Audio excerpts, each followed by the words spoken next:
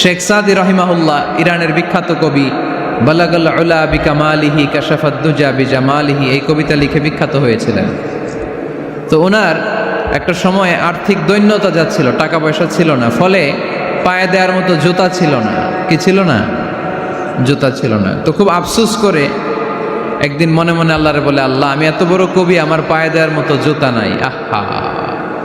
আফসোস করে ঘর থেকে বের হয়েছে, বের হয়ে দেখে এক ভিক্ষুক ভিক্ষা করে। ওই ভিক্ষুকের দুইটা পাই নাই, ভিক্ষুকের দুইটা, আর কবি সাহেবের কি নাই?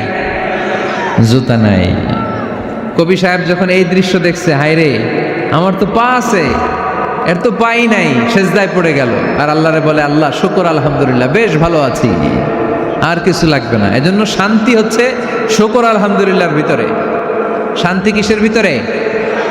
শুকর আলহামদুলিল্লাহর ভিতরে। এজন্য আওয়াজ করে পড়েন আলহামদুলিল্লাহ। আপনার চাহিদার কোনোদিন শেষ হবে না। দেখবেন যার পা নাই, সে পা দেখে আফসোস করে, ইস, লোকটা হেঁটে যায়, কি সুন্দর যায়, আমি তো হাঁটতে পারি না, যদি হাঁটতে পারতাম, যদি দুইটা পা থাকতো।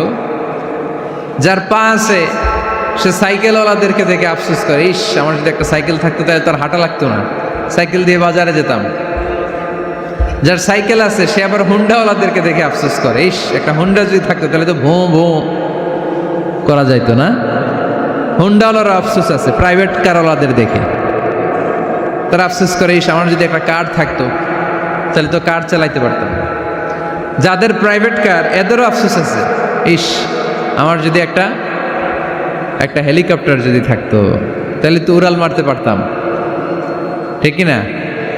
হেলিকপ্টারওয়ালাদেরও আফসোস আছে, আমার যদি একটা জেট প্লেন থাকতো, jet plane, private jet plane, prince Walid bin তালালের মতো 70% মেড অফ গোল্ড, তার একটা জেট প্লেন আছে, এটার 70% স্বর্ণ দিয়ে বানানো। তার মানে চাওয়ার কোনো শেষ আছে? নাই। সুখ শান্তি যদি চান, অলওয়েজ পড়বেন আলহামদুলিল্লাহ। কে পড়বেন? টাকা যার বেশি, টেনশন তার বেশি। সাধারণত টাকা যার বেশি, রোগ তার বেশি। টাকা যার বেশি, শান্তি তার কম। আপনি খোঁজ নিয়ে দেখেন, 1000 কোটি টাকার মালিক, ঘরে শান্তি নাই। স্ত্রীর সাথে মনোমালিন্য, স্ত্রী যায় একদিকে, উনি যায় আরেকদিকে। পোলায় কই যায়, পোলায় নিজেও জানে না, মেয়ের অবস্থা খারাপ, আরেক ছেলের সাথে হাঁটে। তো এই হচ্ছে এদের লাইফস্টাইল। সবাই না, আল্লাহওয়ালা যারা, তারা ভিন্ন। রাতে এদের ঘুম হয় না, অনেকগুলো ঘুমের ট্যাবলেট খেয়ে ঘুমাতে হয়, ঘুম আসে না, ঘুম আসে না। কিন্তু রিক্সাওয়ালা, কুলিওয়ালা, দিনমজুর, এদের রোগ বালাই আছে? কথা বলেন। খাওয়ার সমস্যা আছে, ঘুমের সমস্যা আছে, শুইলেই ঘুম আসে, যেখানে রাইত ওইখানেই কাই।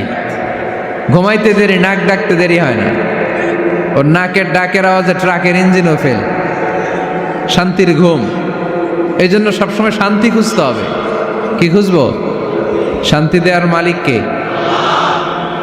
আল্লাহ, তুমি এই দেশটাকে শান্তিময় করো। আসুন আমরা সরাসরি কোরআন থেকে শুনি, কারণ কোরআন থেকে শুনলে বরকত বেশি না কম? আরো জোরে বলেন, বেশি না কম? এটা এমন একটা কিতাব, যে কিতাবে কোনো ভুল নাই। আছে? সন্দেহ আছে?